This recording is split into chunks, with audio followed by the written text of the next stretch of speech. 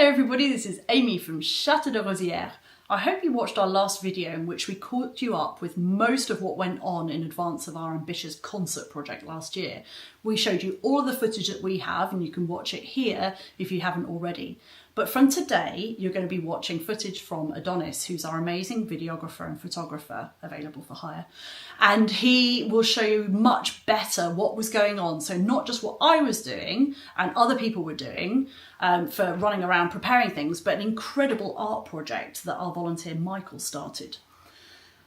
This day was quite a phenomenal day in many ways, and we had to squeeze in two fairly major events.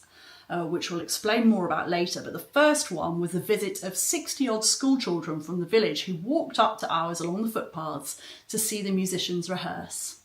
But first, let's go and see what Michael was doing.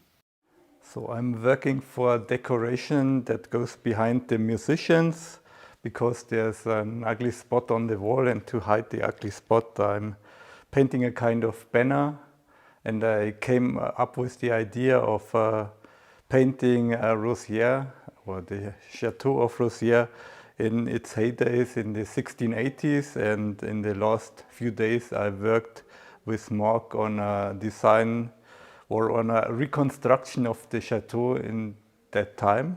I prepared a sketch, and now I will transfer the sketch with a grid on the bigger format.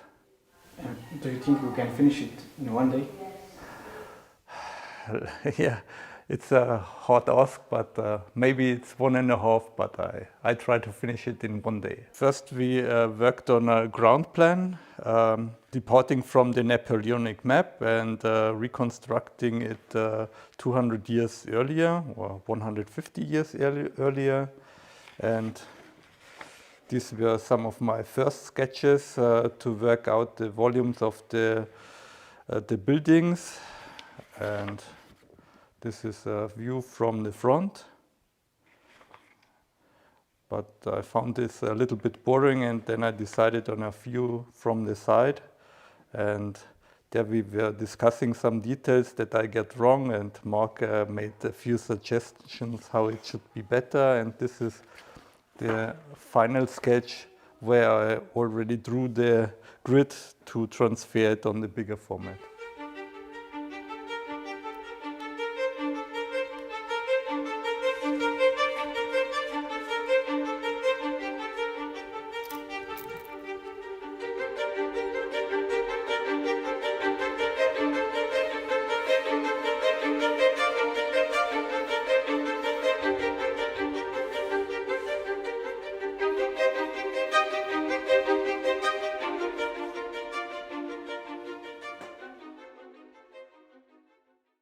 As I explained the other day, this has been an unexpectedly difficult week. We were so looking forward to the concert and the musicians coming, and we were actually kind of on top of it for once. And then there was a tragic accident on Monday. I didn't speak about it before. I still find it difficult to talk about. But it was somebody that you have seen on our videos. It was Michelle, who helped us in the garden here. And I find it very difficult to explain what he meant to us, because he wasn't just the person who helped us in the garden. He was an institution, he was a best friend, he was a father figure, he was a linchpin in our lives here.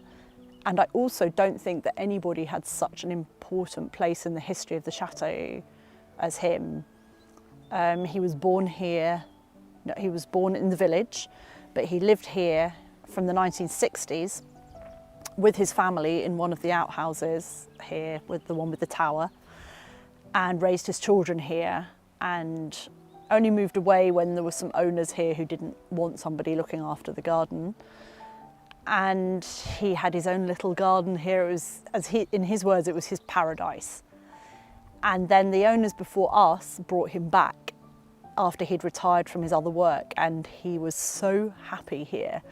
He loved it so much, and he would come to us theoretically twice a week, but in reality, he was never really very far away. He would always be popping up in the morning. I would open the door to find a basket of fruit or that he'd picked from his own farm, or potatoes would appear on the kitchen table before I'd even come down in the morning. Green beans, he did all our garden. He would stock up the woodshed. He would turn up. We've had terrible weather, and I know that he would have been here every night digging drains on the driveway because he was obsessed with us not being able to drive down the driveway if it rained. He just cared so much, and he loved this place and he loved us, and we really, really loved him. And if we ever needed anything, we'd call him and he'd be here in 5 minutes to do whatever we needed, whatever it was. He helped us. He was very quiet, but always smiling, apart from when it rained. He didn't like the rain. Or when the peacocks had eaten his tomatoes, didn't like that either. And he'd just always be there with a smile and a wave. And he was taken very much too soon in a tractor accident elsewhere.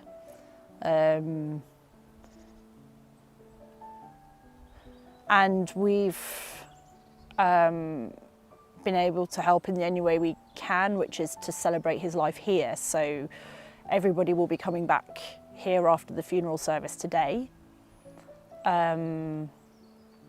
First we have the children from the school coming, which was already supposed to happen for them to see the musicians and to understand a bit about these old instruments and to see up close these world-class musicians. Then we have to flip the barn around for the funeral reception this afternoon, and then we have to flip the barn around for the first concert tomorrow. And then the excellent news is we sold out the first concert, so we're putting on a second concert on Saturday. So this week, the black humour version of this week is 2 concerts and a funeral and a school visit. But really we just hope to get through today honouring the life of somebody who's very, very important to us. Adonis is here to film. It's a bit of a funny day because we can't really film the kids. Up close, we need to keep their right to privacy, but we'll show you a bit about around the edges of that. And obviously we cannot film a funeral or a reception, and we wouldn't want to. It's our private celebration of his life and grieving together. So we'll be showing you the work that's going on behind the scenes with friends and volunteers and us during the day. And then tomorrow we'll be bringing you the concert itself.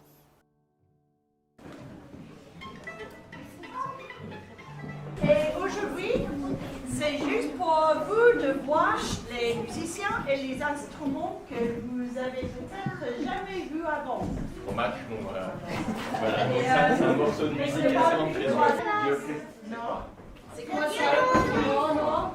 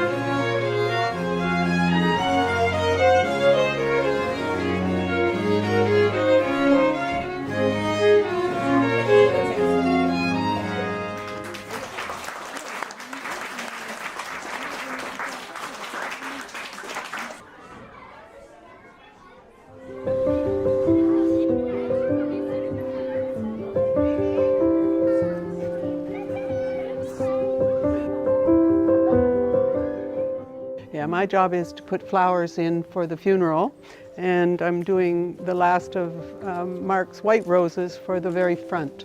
I think that would be really beautiful for the front of the barn for the service today. So that's what I'm doing. I'm filling the vase with white flowers. The other flowers are all different colors and they're inside. And yeah, so we hope that it cheers people up a little bit. It's nice to get the last of the roses. Yeah.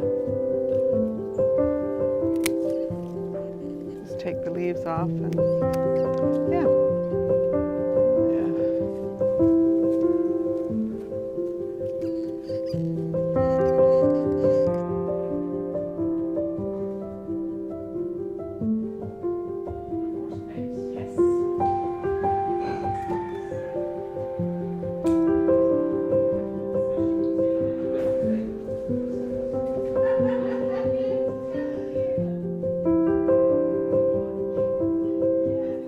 The day before the concert, when everything became just too much for us, the wonderful musicians put down their instruments and mucked in to help, resetting the concert hall into a temporary reception room and preparing the drinks and glasses. If you want some, there's a ton in there. That too. I've sent a message to send anyone.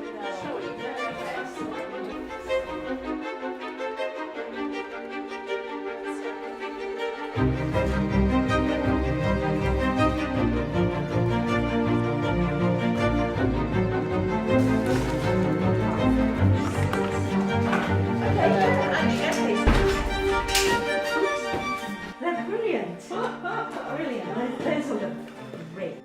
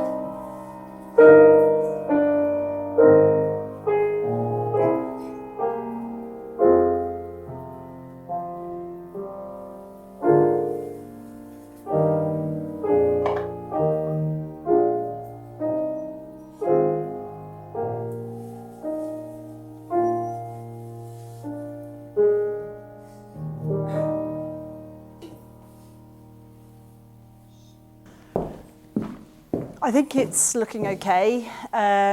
We just want a beautiful send-off for Michel, and it was a bit emotional putting the light garlands along there because they were his racks that he put up in the 1960s to dry tobacco on that he used to grow for sale. And there's just all these little twists, and you think 50 years ago he was twisting that, and then with no idea that in 50 years' time somebody would be wrapping it in garlands for his own funeral. So that was just a weeny bit emotional. And so now we're off to the funeral. Marc's giving a reading. We hope we can park because the village is going to be full because he was so well loved. And then back for the funeral, which we won't be bringing you along for, but I hope you can imagine and send us your thoughts and prayers.